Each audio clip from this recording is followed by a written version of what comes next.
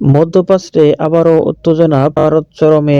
রাজধানী তেহরান থেকে এসেছে চাঞ্চল্যকর ঘোষণা, ইরানে গঠন করা হয়েছে যুদ্ধকালীন সরকার।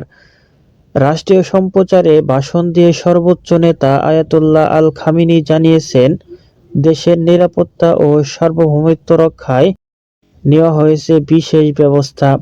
অন্যদিকে প্রেসিডেন্ট মাসুদ পেজেশকিয়ান জরুরি মন্ত্রিসভা বৈঠকে সামরিক প্রস্তুতি জোরদারের নির্দেশ দিয়েছেন।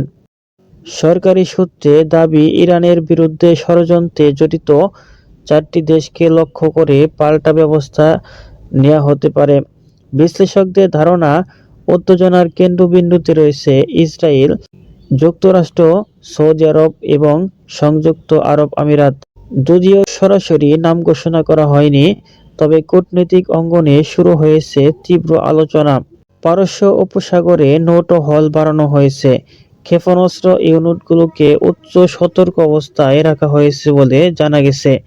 আকাশ প্রতিরক্ষা ব্যবস্থাও সক্রিয় করা হয়েছে গুরুত্বপূর্ণ শহরগুলোতে।